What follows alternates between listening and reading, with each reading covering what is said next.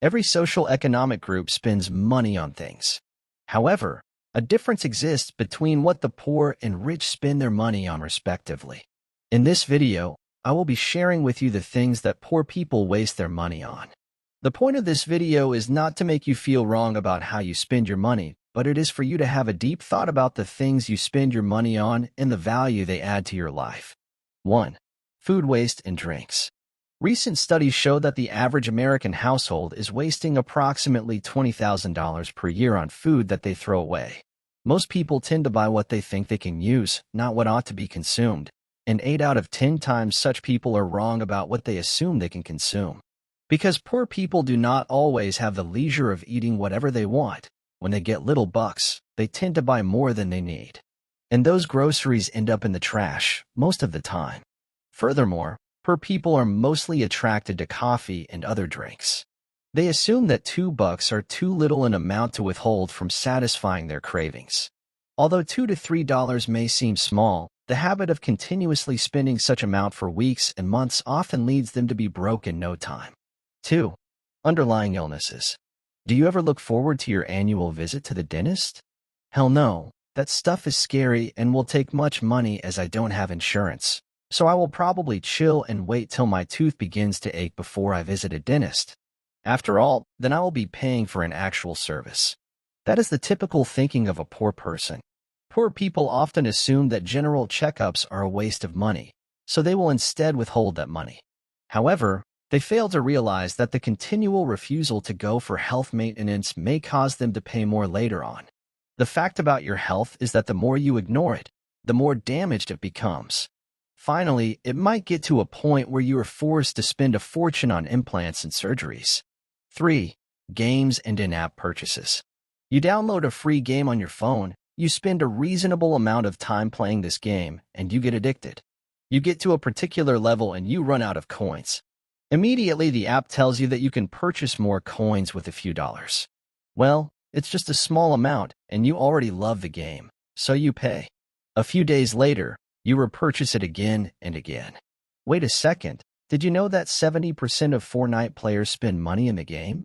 The average amount these people spend for digital items in Fortnite alone is $84.67, and that Candy Crush was making $3 million per day from people buying extra lives or whatever they use to purchase a game.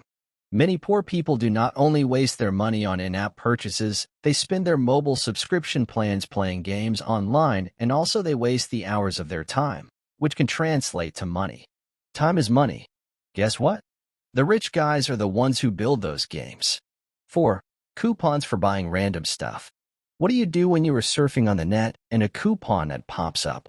No doubt, tokens are incredible, but they are beneficial only when you are buying something you already budgeted. A lot of people, however, waste their money on unnecessary things just because they see a coupon ad. For instance, 20% off the prices of all meals in an expensive restaurant nearby.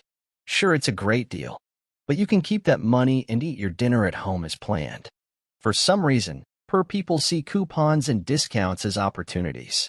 However, for the rich, when you purchase items that you don't need or want because of a ticket, you wasted some bucks that you would have used for other things on your budget.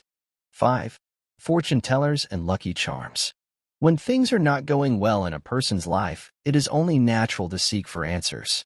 People attempt to learn about their future, to find direction, or even get knowledge about their family background. However, most of these fortune tellers are scammers, looking to make quick dollars from vulnerable individuals, and many poor people never learn. George Clason wrote in his book, The Richest Man in Babylon, that good luck can only be enticed by accepting the opportunity. While the rich understand that a person's future is an outcome of choices made, the poor often think that they are just unlucky. Thus, they search for fortune tellers and waste money on lucky stones and charms to make their lives better. 6. Impulse buying. In an interview with Forbes, Warren Buffett said, "If you buy things you don't need, soon you will have to sell things you need." Even the rich sometimes spend money on things they desire. However, they give proper thoughts about it and ensure that it is on their budget. Making a purchase whim is never an attitude of the wealthy. You really don't need to purchase a new phone case when the one you're still using still looks new.